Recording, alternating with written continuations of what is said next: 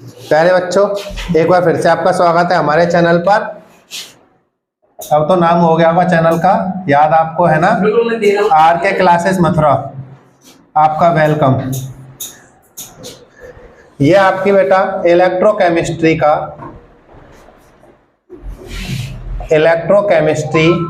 की 9th video होने वाली है। अभी तक जिन बच्चों ने भी चैनल को सब्सक्राइब ना किया हो वो चैनल को सब्सक्राइब कर लेना। इसी तरह से आपको हिंदी इंग्लिश मीडियम के लिए लगातार केमिस्ट्री के सारे नोट्स मिलते रहेंगे। तो शुरू करते हैं आज का टॉपिक। आज का सबसे पहला टॉपिक है नर्स्ट इक्वेशन, नर्स्ट समीकरण। ये बहुत इंपॉर्टेंट है और बहुत पूछा जाता है। इससे न्यूमेरिकल 100%, एक न्यूमेरिकल नर्स्ट इक्वेशन का 100% आता है एग्जाम में, ठीक है ना। तो ध्यान से समझिएगा। देखिए ये है क्या, पहले ये समझो। The effect of temperature and concentration on electrode potential is given by this equation. यानी कि इस समीकरण के द्वारा इलेक्ट्रोड विभव पर तापमान का और सांद्रता का क्या प्रभाव पड़ेगा इसको दर्शाया जाता है इसी इक्वेशन के द्वारा। समझ में आया? कंसंट्रेशन यानी कि सांद्रता और टेम्परेचर यानी कि तापमान, उन दोनों का इफेक्ट यानी कि प्रभाव दर्शाया जाता है इस इक्वेशन से। इसके लिए consider a reaction, consider a reaction, कोई भी अभिक्रिया, किसी अभिक्रिया के लिए, ठीक है, किसी अभिक्रिया के लिए कोई रिएक्शन है, मानो कोई रिएक्शन है जिसमें Mn पॉजिटिव यानी कि किसी मेटल पे N पॉजिटिव चार्ज है और उसने N इलेक्ट्रॉन गेन कर लिए, तो क्या हो जाएगा? मेटल बन जाएगा, है ना, यानी कि रिडक्शन हो गया। अब इसके लिए हम इलेक्ट्रोड पोटेंशियल निकालेंगे। तो नर्स्ट इक्वेशन यानी कि नर्स्ट का समीकरण क्या कहता है कि जो E की वैल्यू होगी, E मतलब इलेक्ट्रोड पोटेंशियल, उसकी वैल्यू बराबर होती है E nought minus 2.303 RT upon NF log 1 upon concentration of metal ion. यानी कि मेटल आयन की कंसंट्रेशन ये हो गई और E की value E nought minus 2.303 RT upon NF, ये इक्वेशन है। E नॉट क्या है? स्टैंडर्ड इलेक्ट्रोड पोटेंशियल बता रखा है ना, और E इलेक्ट्रोड पोटेंशियल। R क्या है यहाँ? देखो E तो इलेक्ट्रोड पोटेंशियल है, इलेक्ट्रोड पोटेंशियल यानी कि इलेक्ट्रोड विभव, इलेक्ट्रोड विभव, और E नॉट स्टैंडर्ड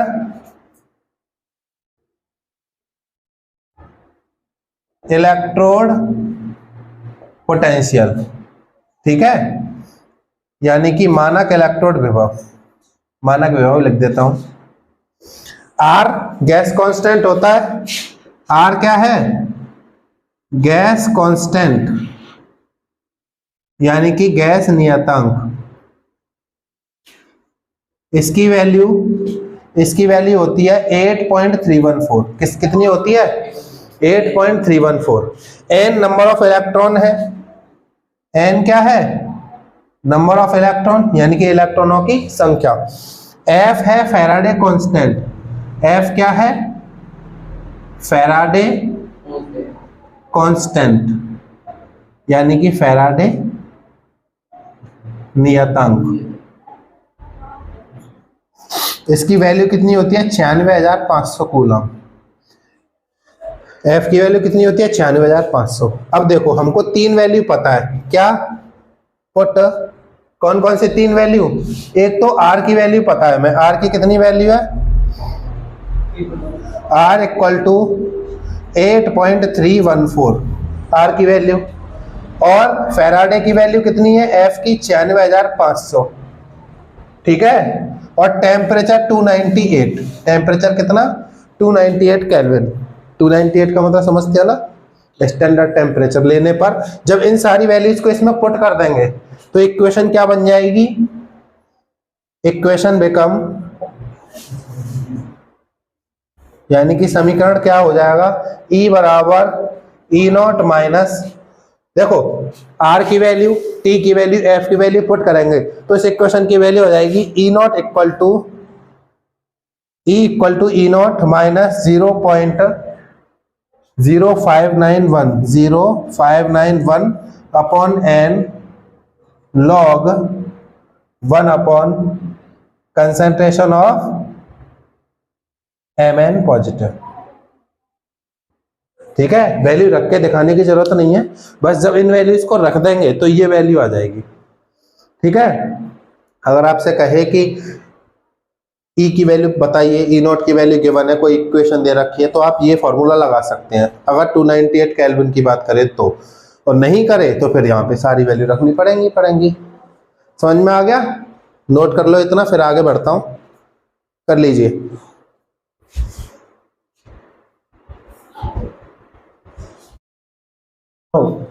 मिस्टर घास फूसा, ओए मोहिनी के सुन इधर, देखो देखो देखो, हंसो मत। नर्स इक्वेशन अभी हमने पढ़ लिया ना किसी जनरल रिएक्शन के लिए। फॉर सेल रिएक्शन मतलब सेल अभिक्रिया के लिए, है ना, सेल अभिक्रिया के लिए।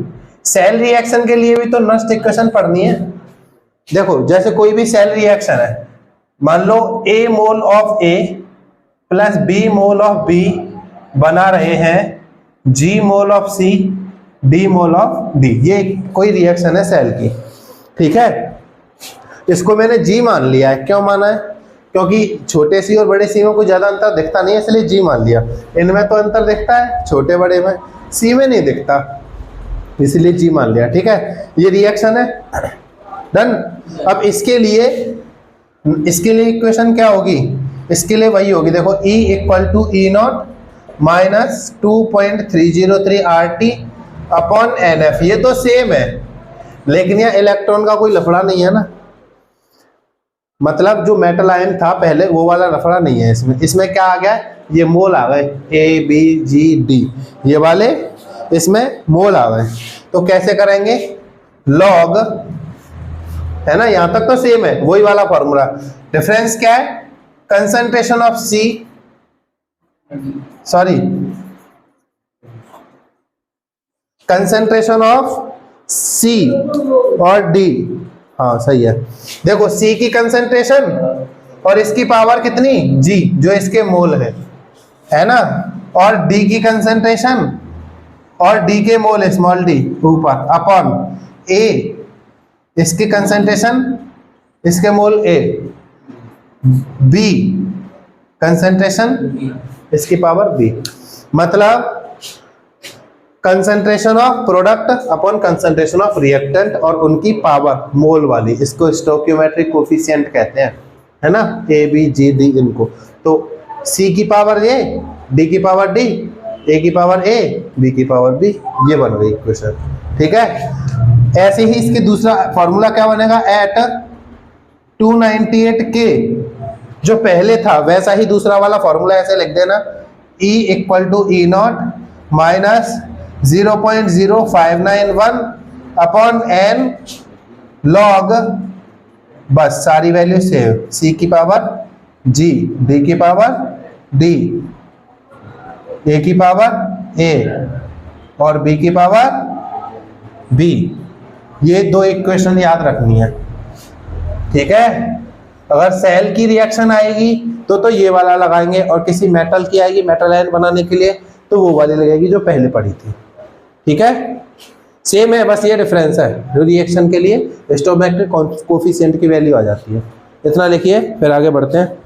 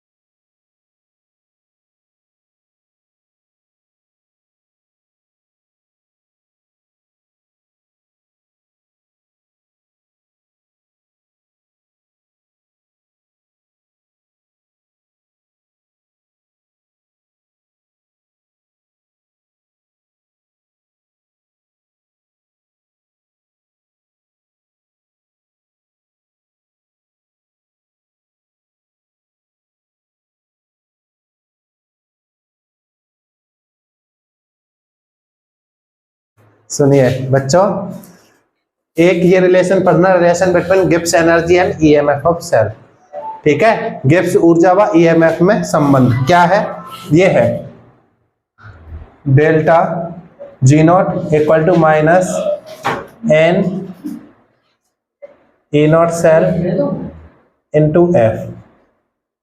ठीक है, समझ में आया? कुछ नहीं, बस फॉर्मूला है। आपको ये मैं हेडिंग इसलिए डलवा रहा हूं क्योंकि कहीं एमसीक्यू में क्वेश्चन आ जाए या वन वर्ड में, यानी कि वेरी शॉर्ट में क्वेश्चन आ जाए कि what is the relation between Gibbs energy and EMF of cell, तो आपको फिर ये फॉर्मूला याद तब भी रहेगा हेडिंग वाइज। बाकी का तो फिर न्यूमेरिकल में आता ही आता है। ठीक है, हो गया? ये हो गया। आगे आगे देखो, एक फॉर्मूला और है, delta G nought equal to minus 2.303 RT into log KC। एक ये फॉर्मूला और है। ठीक है, एक ये फॉर्मूला आ रहा है, इसको और याद रखना। ये KC के साथ, KC मतलब इक्विलिब्रियम कांस्टेंट के साथ इसका रिलेशन है। ठीक है ना, कर लीजिए नोट यहाँ तक। ये दो फार्मूला लिख लो, इनसे संबंधित क्वेश्चन आएंगे आपके। और कराएं या बहुत है? चलिए, आज के लिए इतना ही काफी है, फिर आगे मिलते हैं अगली वीडियो में। जिस किसी ने भी बच्चों चैनल को सब्सक्राइब ना किया हो वो सब्सक्राइब कर लेना, वीडियो को अपने दोस्तों के साथ शेयर कर लेना, ताकि वो भी इस सरल तरीके से हर बात को समझ सकें। धन्यवाद। जय हिंद, जय भारत।